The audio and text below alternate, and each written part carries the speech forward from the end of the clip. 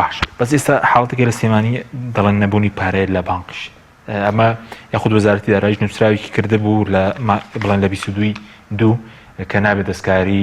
پارەی دانرا سویلەی نەختینی هاوڵاتیان بکرێت لە بانکەکانە بانک خەرمتمانەشی لەدەستداوەش ئێستا و نەمانی پارەش کاریگەری خراپترە لە بانکەکانە ئێستا طبعا بالمناسبة بانکە حکومیەکان هیچ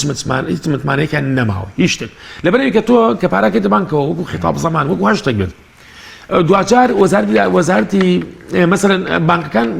وەکو پارەی هاوڵاتیان سەیری ناکەن مثلا ئێستا لە بانکێکە 100 ملیۆن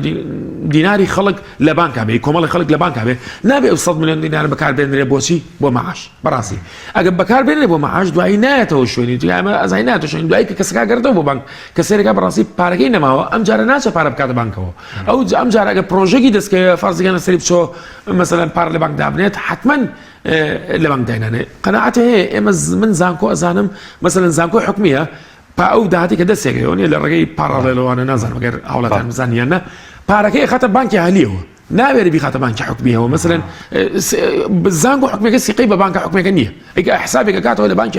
لە بانکی هەلی داهێنێت ئەمە بەڕاستی مەترسیی گەورەیە ئەمەش پەیوەندی بە چیەوەیە کە ئەم نەفقات ئەو نەفقاتە زۆرەیە تەمان نەفقاتی ئەن پرۆدەکتیڤ بەرهەمدار نییە ئەم نەفقاتانی کە حکومەتێم هەر پەیوەندی بەو پلانانەی کە وەزارەتی دارایی پلانێکی ئابووری نییە تەنها سنووقێکە و پارەی دەستەکەیت و پارەت و زیاکاتەوە